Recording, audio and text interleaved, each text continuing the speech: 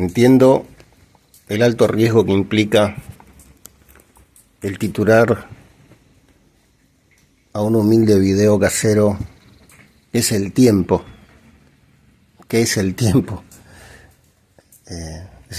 Ese título tan ambicioso, de alguna manera tan inabarcable y tan incontestable. Pero básicamente titulé de esa manera este video porque tengo este libro, este físico norteamericano que se llama Richard Morris, que tiene este libro que se llama Las flechas del tiempo, y tiene con ese título, que es el tiempo, el nombre de su primer capítulo y también de su último capítulo.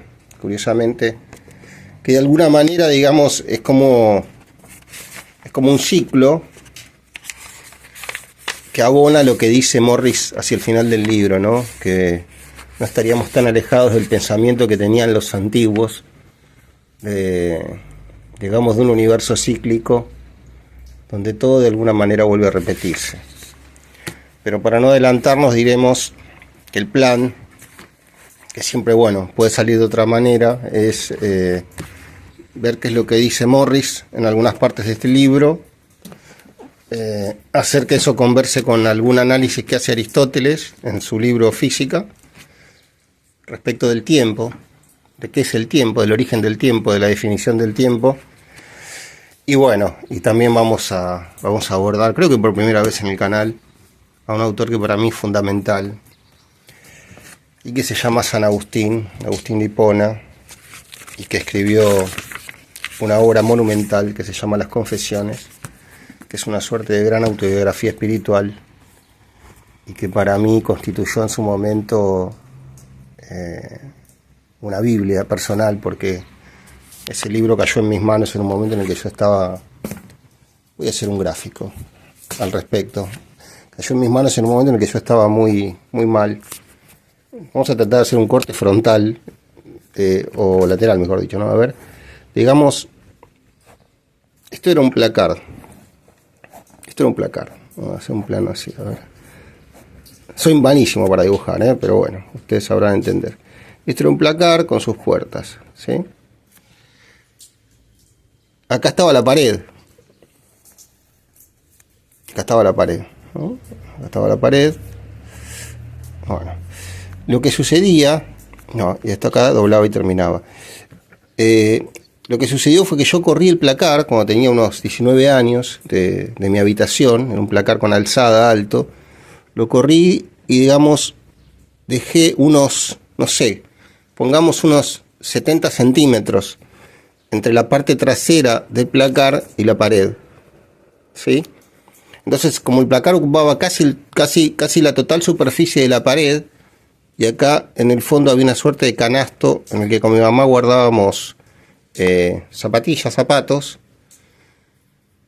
Yo, durante muchos meses de mi vida, meses en los que no salía a la calle y me dedicaba casi exclusivamente a leer y escribir, corría este canasto y por acá atrás entraba y me quedaba acá en el fondo, digamos, en la parte trasera del placar, viviendo y leyendo y escribiendo. Acá tenía una lámpara colgada, tenía una radio, y digamos que me había construido una pequeña vivienda entre el placar y la pared. Y en ese momento de mi vida yo leí Las Confesiones de San Agustín, y fue una de las experiencias capitales, espirituales de mi vida. Y bueno, recuerdo que tenía San Agustín por ejemplo, una frase que era de la siguiente, que yo la había anotado precisamente en la parte trasera del placar. San Agustín decía: creo para poder entender y entiendo para poder creer. Creo para poder entender y entiendo para poder crear. Este creo de San Agustín era realmente la fe en Dios, la fe religiosa, pero San Agustín también era un escritor, porque de hecho tiene una obra vastísima, creo que tiene una obra de 40 volúmenes, Las Confesiones es solo uno de esos libros, quizás su libro más célebre, pero era un escritor muy, muy prolífico. Entonces yo había tomado este creo, que para San Agustín era el creo de creer, como otro tipo de verbo. Para mí este verbo era el verbo de la creación, era el creo de crear, era el creo del artista, el creo del artista que inventa, el creo del artista que está haciendo algo nuevo. Entonces yo simplemente había cambiado una vocal en el verbo final que cerraba la frase, entonces yo había puesto crear. Entonces la frase de esa manera quedaba de este modo: creo para poder entender y entiendo para poder crear. Es decir, invento, creo, escribo para poder creer, para poder entender, y entiendo para poder escribir, para poder crear. Y en ese sentido también fue como una especie de maestro de la escritura y del pensamiento para mí. Disculpen esta tontería, pero eso fue lo que me pasó a mí con San Agustín. Bueno, vamos a empezar esto con Richard Morris. No vamos a empezar por el principio, sino que vamos a empezar por una parte del libro, este libro que es fascinante, que se llama Las flechas del tiempo. Distingue Richard Morris 5 flechas del tiempo, pero que son muy complejas. Nosotros vamos a hablar de la parte más asequible del libro, y vamos a centrarnos un poco en este capítulo que se llama Tiempo Abstracto, y que habla precisamente de los relojes, de la aparición de los relojes en el mundo y de cómo modificaron la vida cotidiana de la gente. Dice Richard Morris: la invención y el perfeccionamiento del reloj mecánico fue uno de los avances tecnológicos más importantes que se produjo en la sociedad occidental. Como lo señaló el historiador y sociólogo Louis Mumford, el reloj fue lo que permitió disociar el tiempo de los ciclos naturales y contribuyó a que se tuviera conciencia de un mundo independiente, medible en secuencias matemáticas, algo tan necesario para que progresara la ciencia. El reloj dio mayor valor al tiempo terrenal, a la vez que disminuía la preocupación medieval por la eternidad. Este aparato también transformó el tiempo en una entidad abstracta con existencia propia, formada por una secuencia de horas, minutos y segundos. Muy bien, ¿qué pasaba con los relojes? Aunque ya se construyeran relojes durante la segunda mitad del siglo XIII, los primeros aparatos no eran muy precisos, y la mitad de las veces se adelantaban o se atrasaban horas durante el curso del día. El fallo residía en que nadie había inventado la forma de regular la velocidad del movimiento del mecanismo. Los relojeros sabían muy bien que con unas pesas se podían accionar los mecanismos del reloj, y también eran capaces de hacer ruedas dentadas, pero como dijo Richard el inglés en 1271, los fabricantes de relojes no conseguían perfeccionar debidamente su trabajo.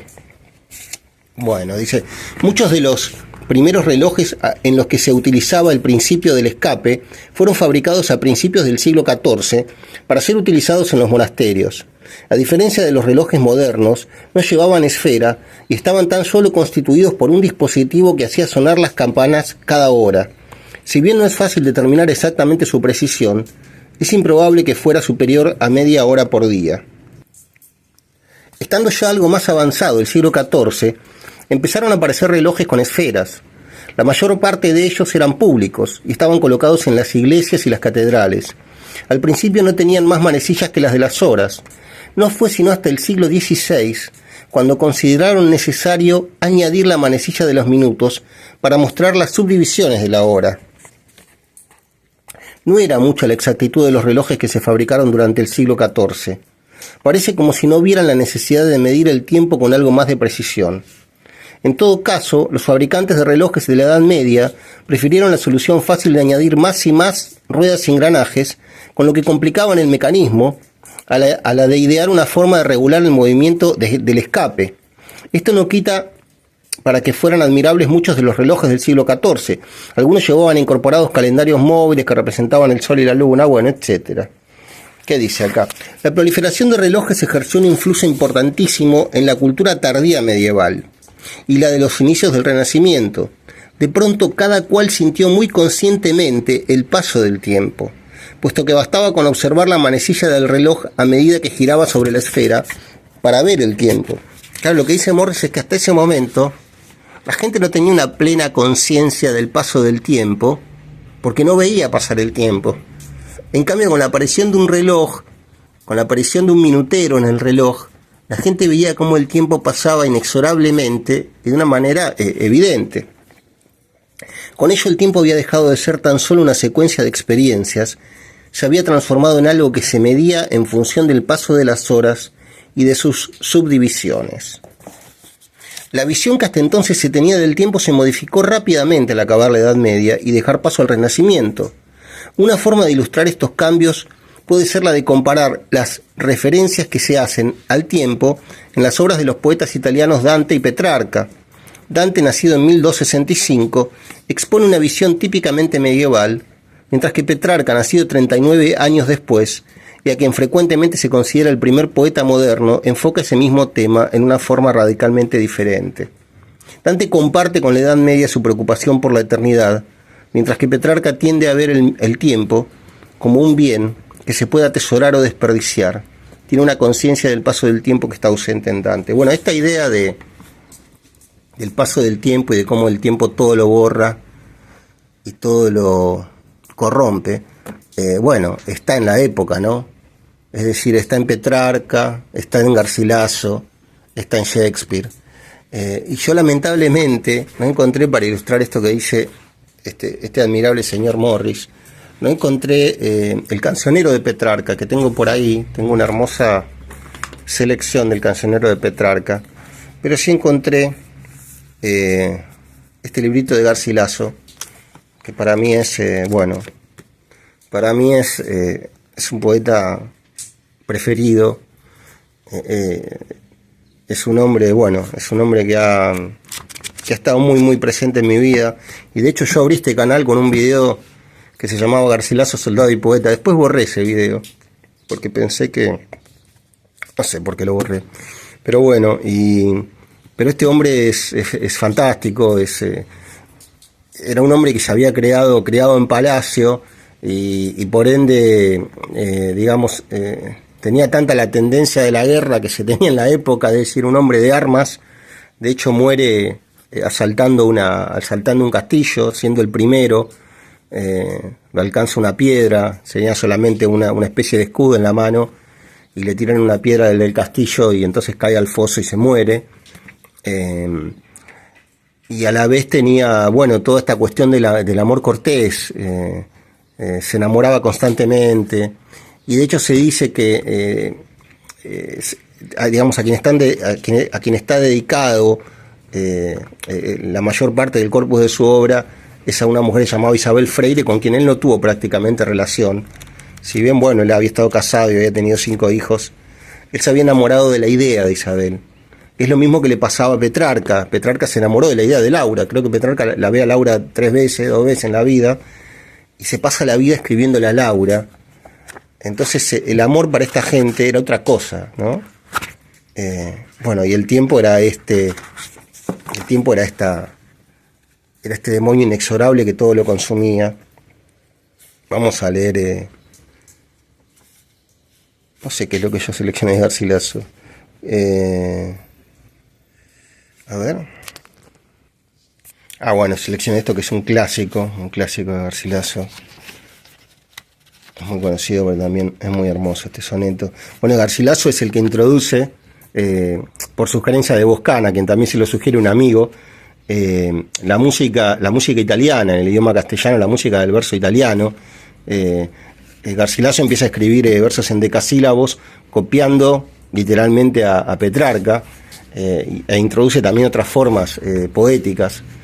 Para el interesado, yo tengo un video sobre Garcilaso específicamente. O no lo tengo, no lo tengo. Pero no importa. Pueden imaginárselo, porque ya lo borré. Dice así este soneto: en tanto que de rosa y azucena se muestra la color en vuestro gesto, y que vuestro mirar ardiente honesto encienda el corazón y lo refrena, y en tanto que el cabello que en la vena del oro se escogió con vuelo presto, por el hermoso cuello blanco enhiesto, el viento mueve, esparce y desordena. Coged en vuestra alegre primavera el dulce fruto, antes que el tiempo airado cubra de nieve la hermosa cumbre. Marchitará la rosa el viento helado, todo lo mudará a la edad ligera, por no hacer mudanza en su costumbre. Bueno, coged de vuestra alegre primavera el dulce fruto, dice Garcilaso. Bueno, yo les pido disculpas, yo vengo de una faringitis, estuve 5 o 6 días con faringitis, con fiebre, muy complicado de la garganta. De hecho ahora son las 8 de la mañana y me serví un whiskycito para aclarar un poco la garganta para poder leer, cosa que no suelo hacer, pero y en el medio tuve el cumpleaños de mi hija, pero extrañaba mucho las lecturas, hacía varios días que no leía y extrañaba mucho esta costumbre de subir a la terraza y hacer estas lecturas con libros diversos. Bueno, un poco por la misma época, en realidad un poco después de que Garcilaso, está Shakespeare en Inglaterra. Lo que pasa es que con Shakespeare es que esta edición es una traducción ilegible.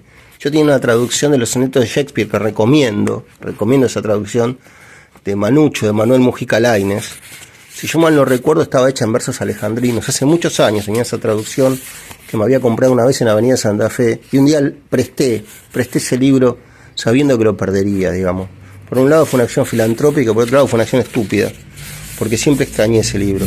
Bueno, los sonetos de Shakespeare son un misterio porque no se sabe bien a quién estaban dedicados. Hay un misterio en torno a eso.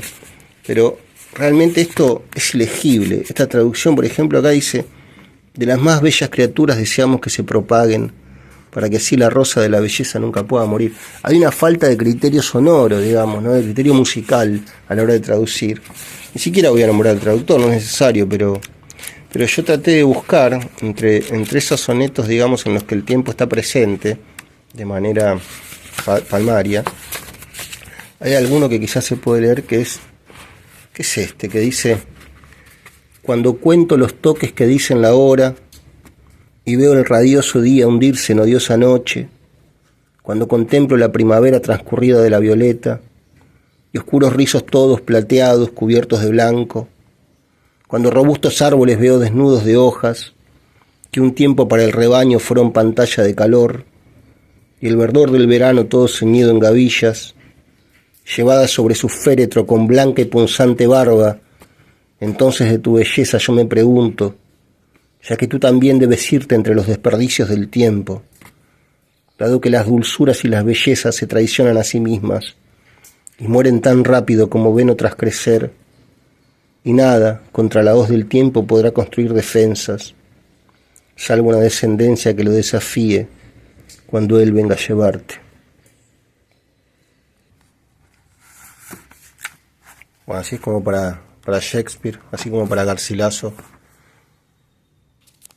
El tiempo es ese ladrón violento que viene a robarlo todo, ¿no? El color del gesto. Bueno, finalmente la vida misma.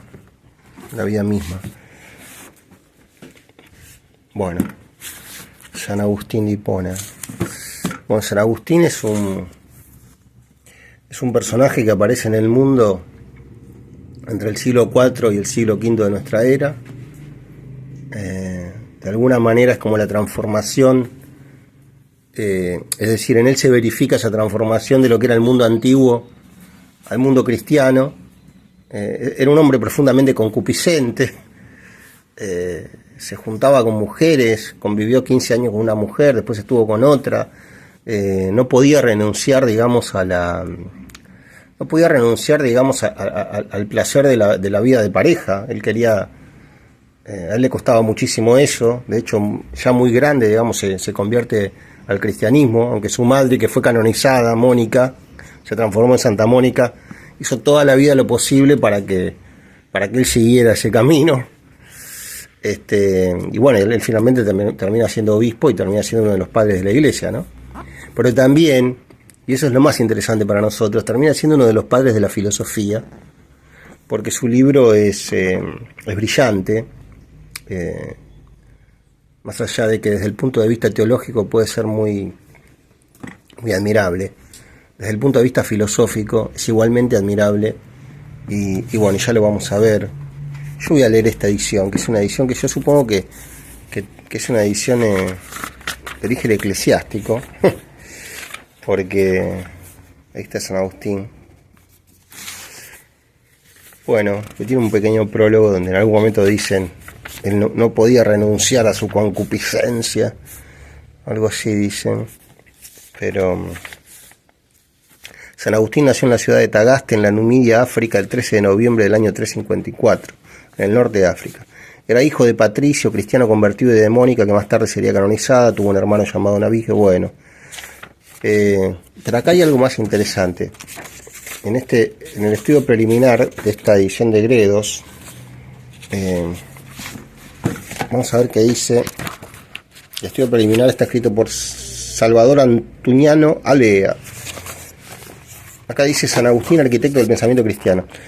Esta es una de las personas,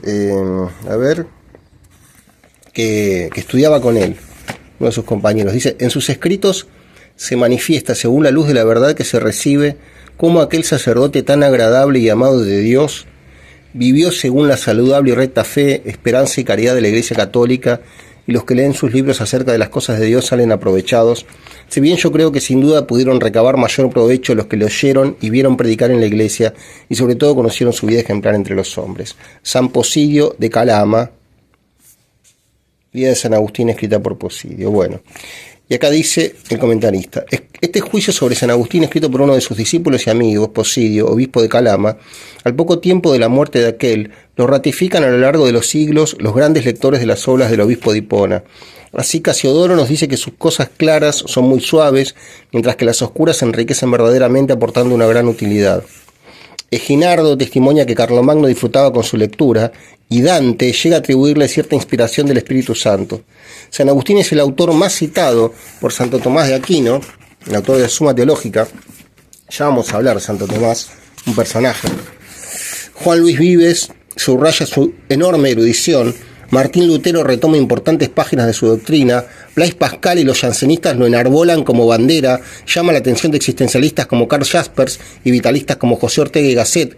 Juan Pablo II lo presenta como uno de los más grandes promotores de la cultura cristiana, y Benedicto XVI, de corazón agustiniano, parece volver a la valoración de Posidio cuando insiste en la riqueza perenne de su obra y en el ejemplo de su vida, y afirma que todos los caminos de la literatura cristiana llevan a Hipona.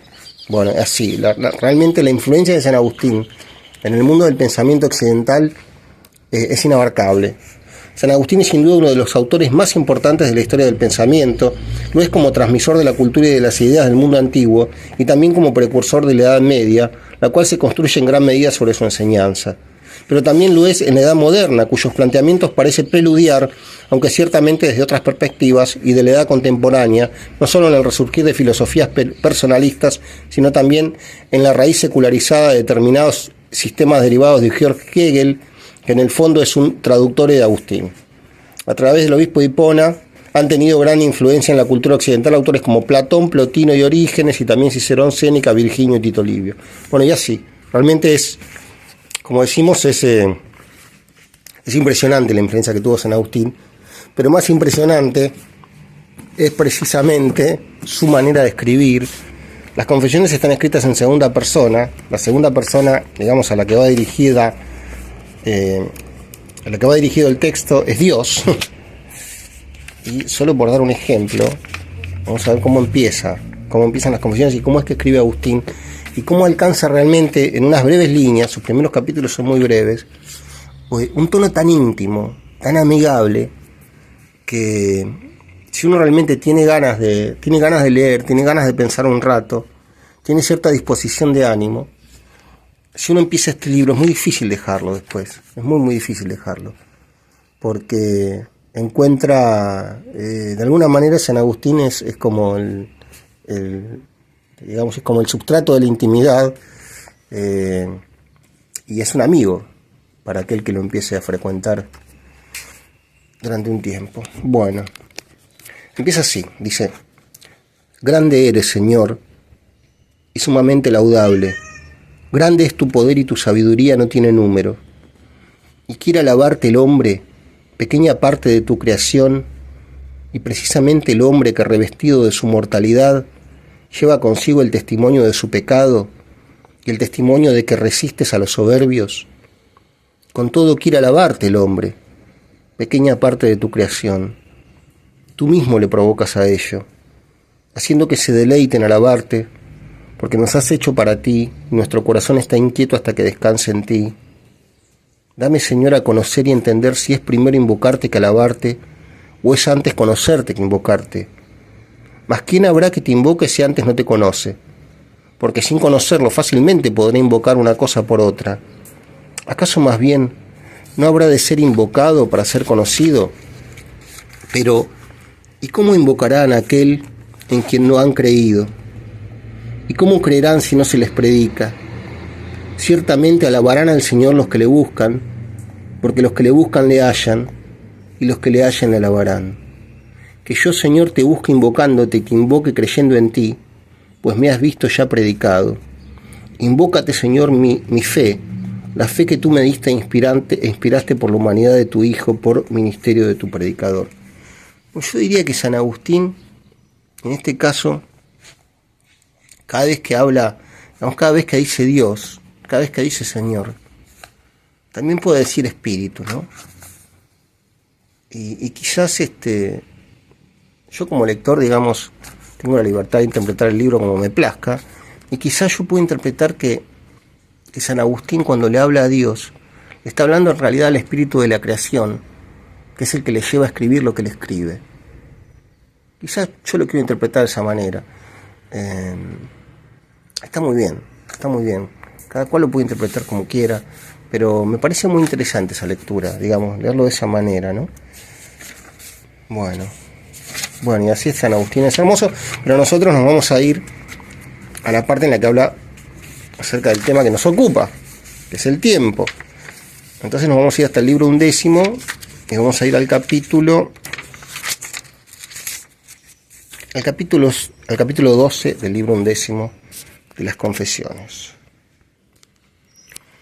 Dice San Agustín: He aquí que yo respondo al que preguntaba: ¿qué hacía Dios antes que hiciese el cielo y la tierra? Y respondo, no lo que se dice haber respondido un individuo bromeándose, eludiendo la fuerza de la cuestión. Preparaba, contesto, los castigos para los que escudriñasen las cosas altas. Una cosa es ver, otra reír. Yo no responderé tal cosa, de mejor gana respondería no lo sé. Lo que realmente no sé, que no aquello por lo que fue mofado quien preguntó cosas altas y fue alabado quien respondió cosas falsas. Mas digo yo que tú, Dios nuestro, eres el creador de toda criatura, y si con el nombre de cielo y tierra se entiende toda criatura, digo con audacia, que antes que Dios hiciese el cielo y la tierra, no hacía nada, porque si hiciese algo, ¿qué podía hacer sin una criatura? Y ojalá que así supiese lo que deseo saber últimamente, como sé que ninguna criatura fue hecha antes de que alguna criatura fuese hecha.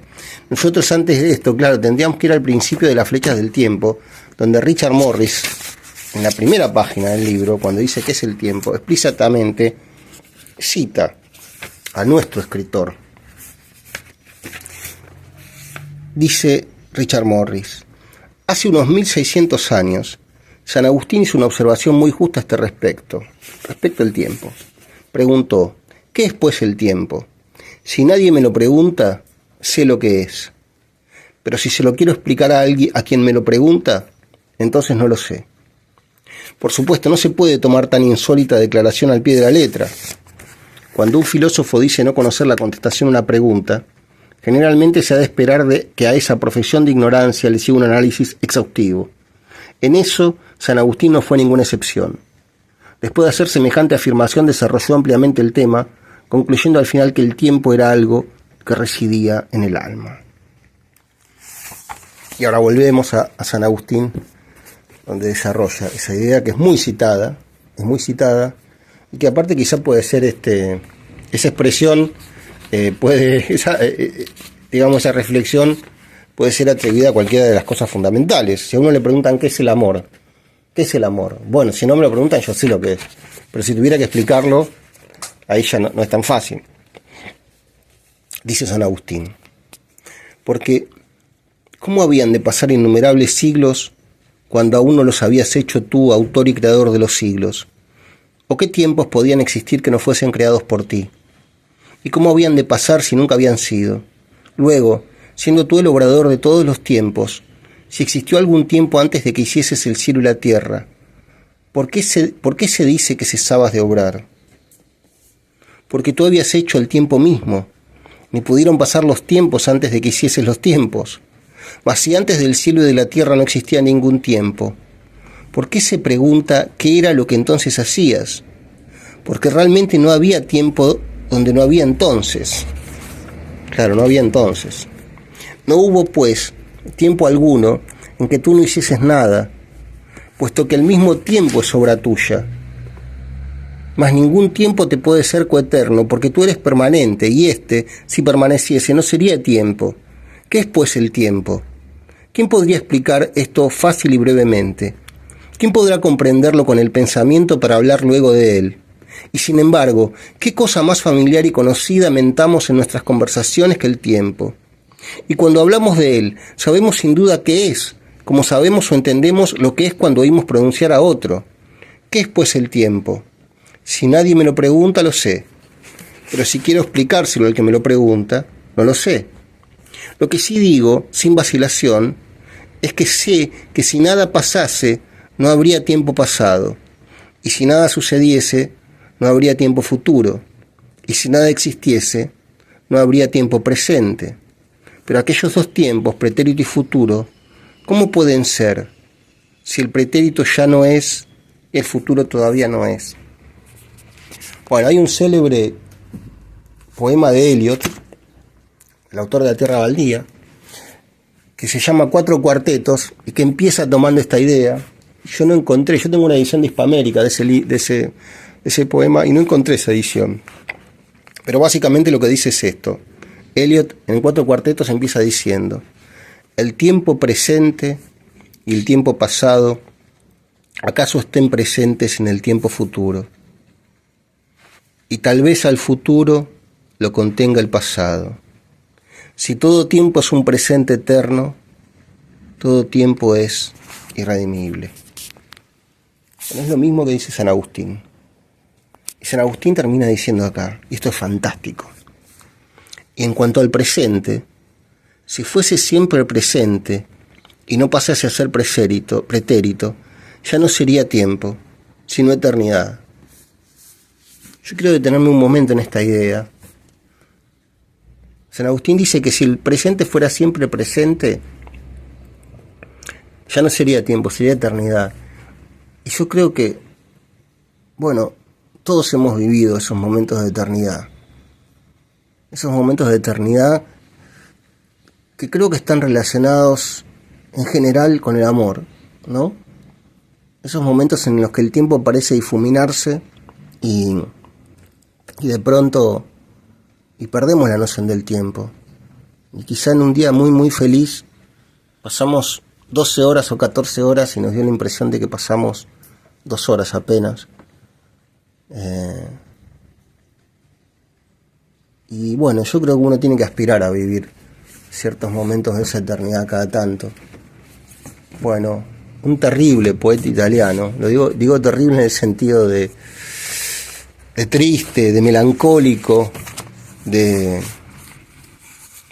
un altísimo lírico que se llama Giacomo Leopardi. En este poema que se llama Amor y Muerte, quizá nos da esa idea, ¿no? De que el amor y la muerte quizás son las medidas de la vida humana, ¿no?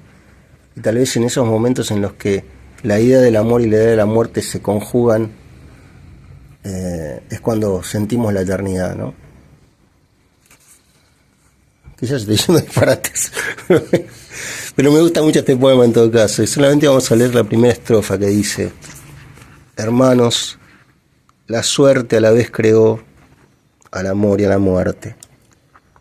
Otras cosas tan bellas no habrá en el mundo ni en las estrellas. Nacen del amor los bienes, los placeres mayores, que en el mar de la vida el hombre halla, y todos los dolores, todo mal borra la muerte. Bueno, una pinceladita de Leopardi. Ya vamos a leer a Leopardi un día. Ya vamos a leer a Leopardi. cuando tengamos la voz un poco más curada. Bueno, ¿qué más hay en San Agustín? Bueno, esa era alguna parte de San Agustín. Acá dice, en el capítulo 16 del libro 11 de las Confesiones: y sin embargo, Señor, sentimos los intervalos de los tiempos y los comparamos entre sí, y decimos que unos son más largos y otros son más breves. También medimos cuánto sea más largo o más corto aquel tiempo que este, y decimos que este es doble o triple de aquel sencillo, o que este es tanto como aquel. Ciertamente nosotros medimos los tiempos que pasan cuando sintiéndolos los medimos, mas los pasados que ya no son, o los futuros que todavía no son, ¿quién los podrá medir? A no ser que se atreva alguien a decir que se puede medir lo que no existe, porque cuando pasa el tiempo puede sentirse y medirse, pero cuando ha pasado ya no puede porque no existe. Bueno, esto mismo plantea Aristóteles en una parte de su libro Física, porque Aristóteles, bueno, Aristóteles, como es un es un metodista, en el sentido de que siempre dispone de métodos, todo lo analiza, todo lo cataloga, hace una lista, es un tipo muy ordenado y muy organizado. En su libro Física, bueno, hace pormenorizadamente un análisis acerca de qué es el lugar, hace una definición de lugar, una definición de movimiento, una definición de infinito. Entre tantas otras definiciones, se mete en el brete de tratar de definir al tiempo, que era eso que decía San Agustín, cómo se puede medir algo que no existe, ¿no? Y dice acá San Agustín, en el apartado de su libro Física que se llama El tiempo, planteamiento del problema. Aristóteles, digamos, ¿no? Aristóteles dice, bueno, después de lo dicho, porque inmediatamente anterior a esta definición está la definición de lugar, ¿no? Que ocupa muchas páginas, pero acá dice, después de lo dicho, es decir, después de definir el lugar, tenemos que pasar al estudio del tiempo. Conviene primero plantear correctamente las dificultades sobre el mismo, a fin de determinar mediante una argumentación exotérica si hay que incluirlo entre lo que es o entre lo que no es, y estudiar después cuál es su naturaleza. Bueno, que no es totalmente, es decir, el tiempo no es totalmente, o que es pero de manera oscura y difícil de captarlo, podemos sospechar de cuánto sigue. Pone acá, el comentarista dice, exposición magistral de la aporía del tiempo. El tiempo no puede ser visto ni desde el pasado ni desde el futuro, sino solo desde ese presente puntual y evanescente que los divide. Lo único que realmente es, claro, lo único que realmente es el presente. Es decir, solo podemos medir o solo podemos analizar el tiempo venidero y el tiempo ya pasado desde el presente, que es siempre lo único que tenemos, es lo único que es, lo único que está. Dice, pues una parte de él ha acontecido ya y no es, otra está por venir y no es todavía, y de ambas partes se compone tanto el tiempo infinito como el tiempo periódico. Bueno, de esto mismo decía el poema de Eliot, ¿no? Pero parece imposible que lo que está compuesto de no ser tenga parte en el ser.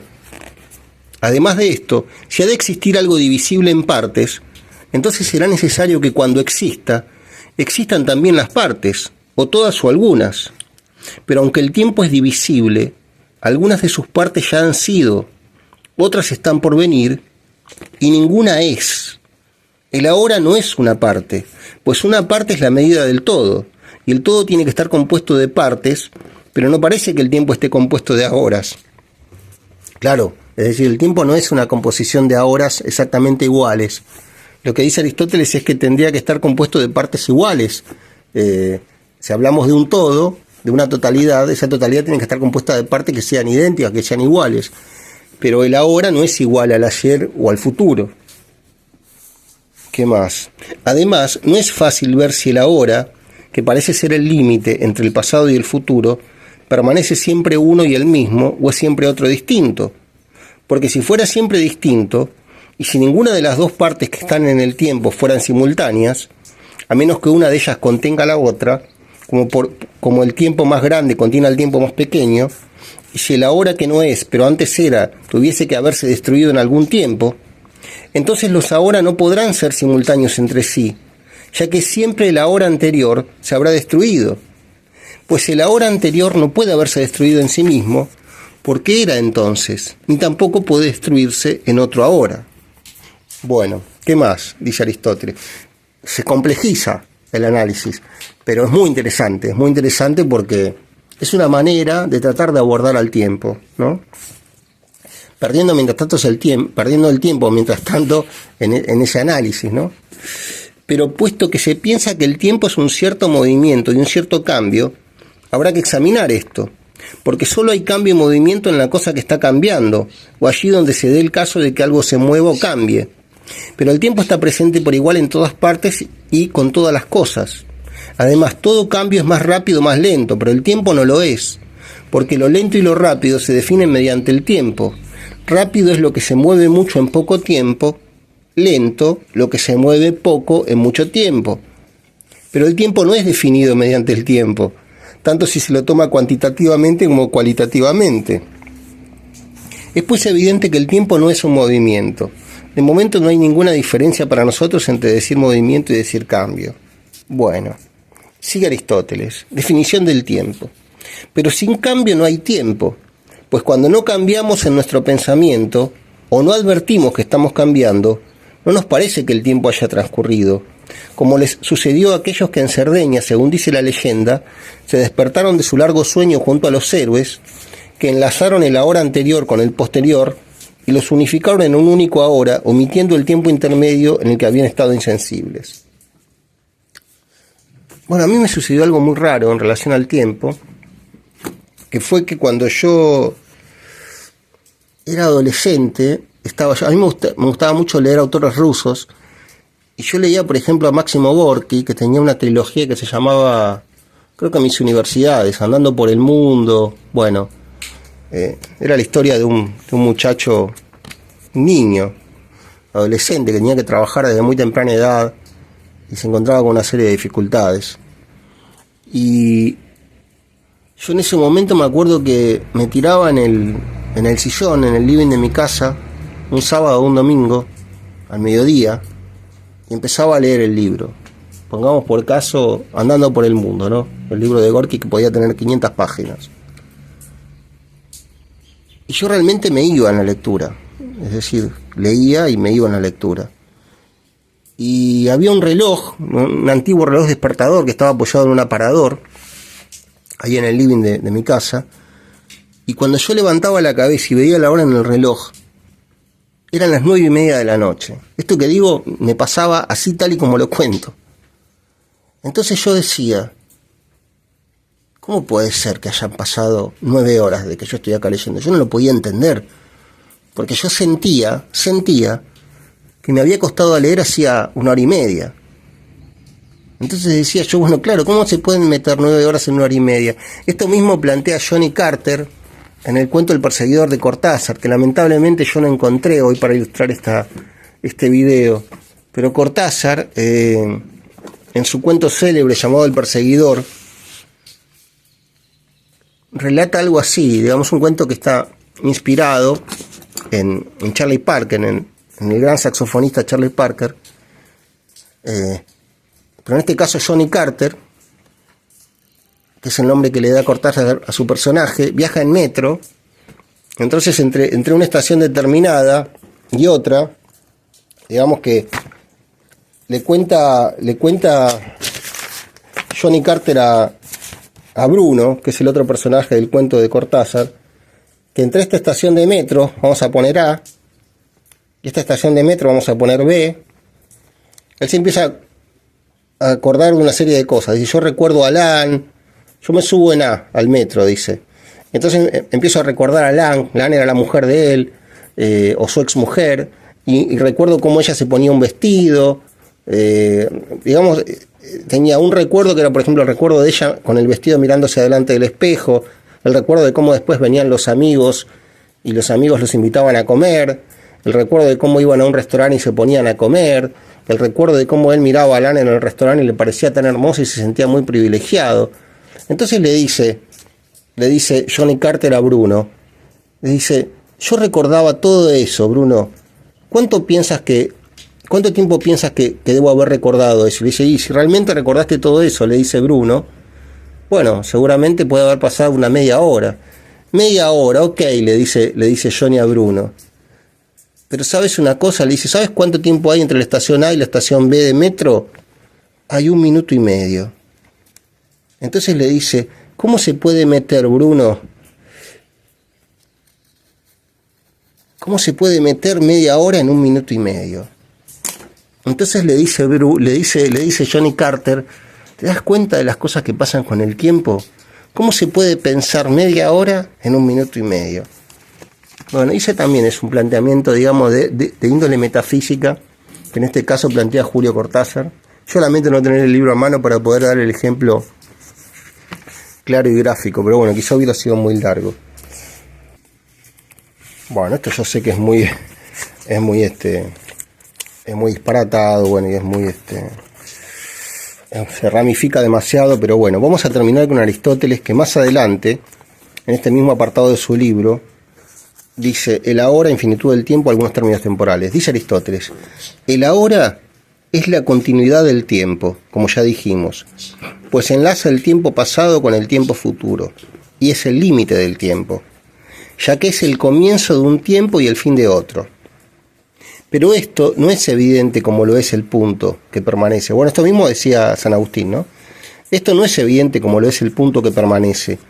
El ahora divide potencialmente, y en tanto que divide es siempre distinto, pero en tanto que une es siempre el mismo, como en el caso de las líneas matemáticas. Puesto que la hora es un fin y un comienzo del tiempo, pero no del mismo tiempo, sino el fin del que ha pasado y el comienzo del que ha de venir, se sigue que así como en el círculo lo convexo y lo cóncavo están en algún sentido en lo mismo, así también el tiempo está siempre en un comienzo y un fin. Y por eso parece siempre distinto, pues el ahora no es el comienzo y el fin de lo mismo, ya que si así fuera, sería dos opuestos a la vez y bajo el mismo respecto, y el tiempo no se extinguirá, pues está siempre comenzando. Yo me quedo con esto. El tiempo no se extinguirá, pues está siempre comenzando. El tiempo está siempre comenzando.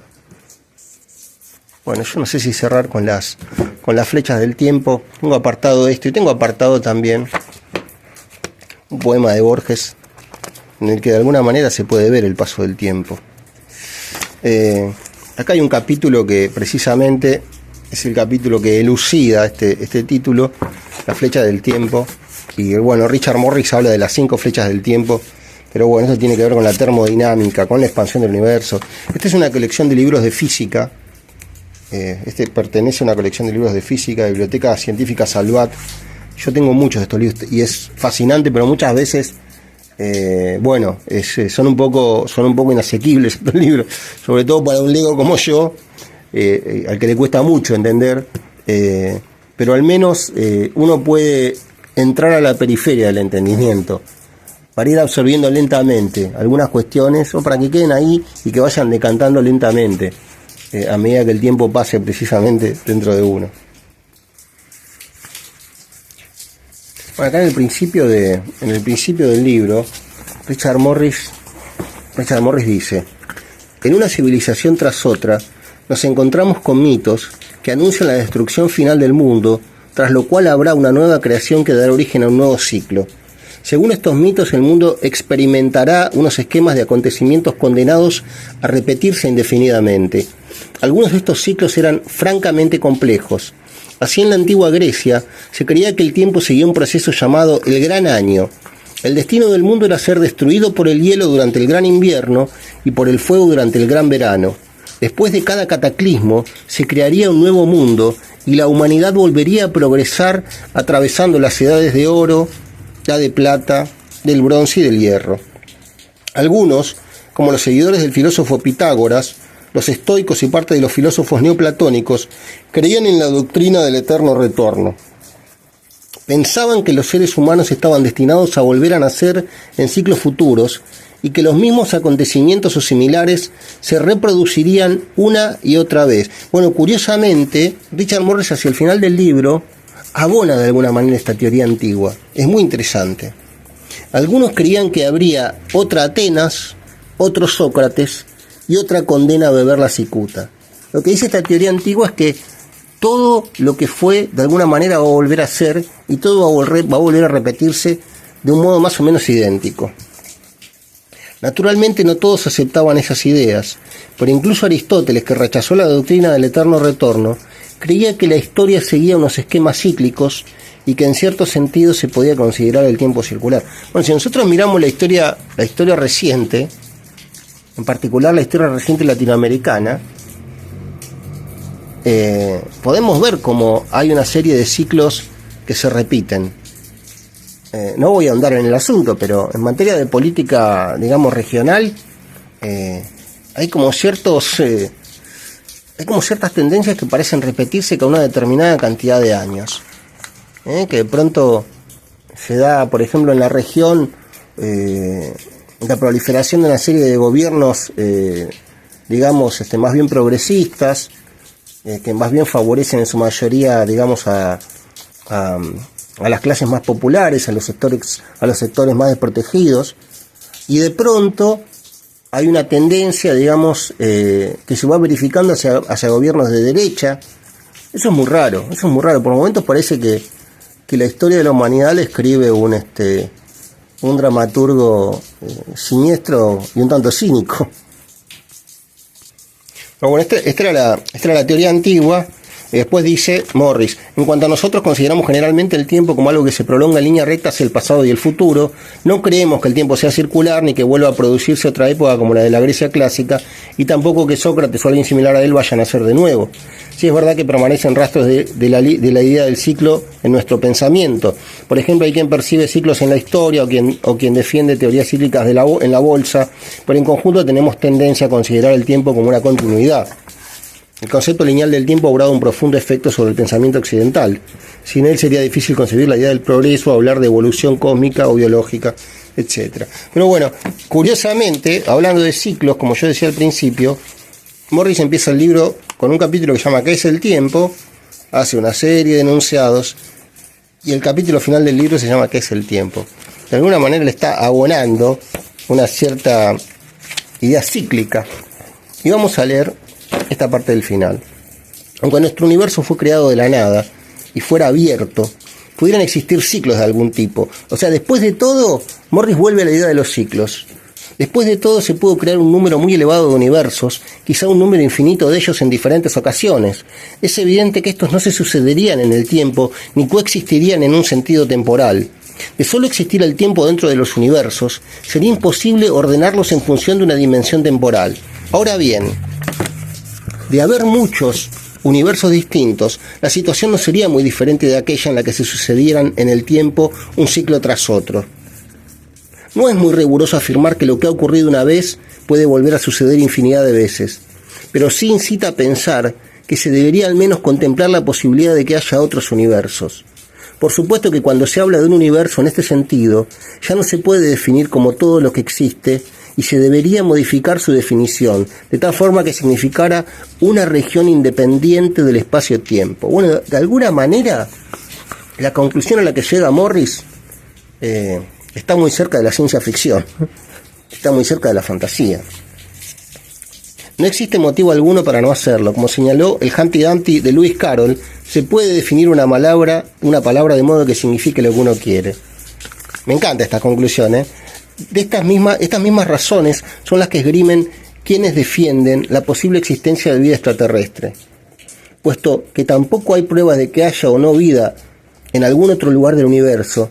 Se suele recalcar que si la vida se desarrolló en la Tierra, también pudo surgir en muchos sitios más. Cuando faltan razones concluyentes, generalmente se tiene que echar mano de las que aparecen plausibles. Bueno, y finalmente, dice Morris: recordemos no obstante que no tenemos la seguridad de que el tiempo sea cíclico, por lo que puede resultar que tanto el tiempo como el universo supongan un hecho que solo sucedió una vez. Y tampoco de extrañar que no sepamos si es más válida la noción del tiempo cíclico o lineal. Desde luego, cuanto más a fondo se estudia el concepto del tiempo, más son las dudas que surgen sin poderlas despejar. Tampoco quiero cerrar el tema dando la impresión que nos debe inspirar un temor reverencial la exploración de los misterios del tiempo, pues considero que la mejor forma de acometer un problema difícil consiste en averiguar los interrogantes principales, pese a que estos no tengan aún respuesta. De hecho, aunque la ciencia no haya ahondado aún lo suficiente en el enigma del tiempo, al menos ha sacado a la luz las preguntas que cabe hacerse al respecto. Y es que para llegar a comprender, es esencial saber plantear primero las incógnitas. Bueno, esta es la base de la filosofía, ¿no? La filosofía, más que responder, lo que hace es preguntar.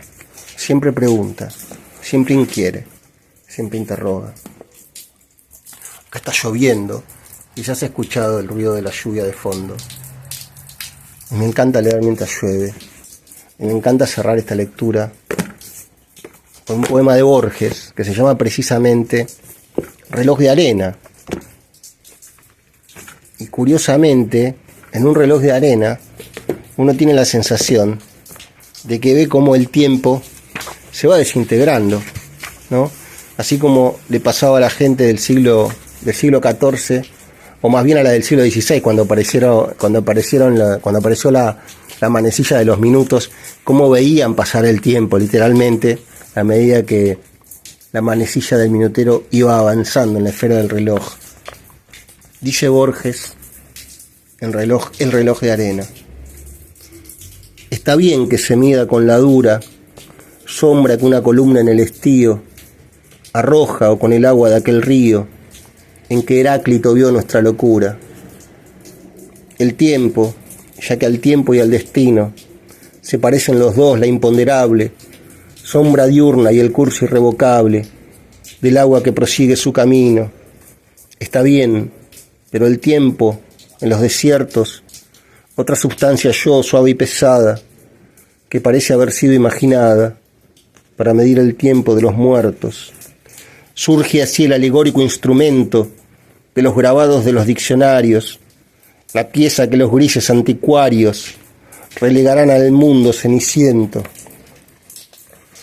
Hay un agrado en observar la arcana arena que resbala y que declina, y a punto de caer se remolina con una prisa que es del todo humana.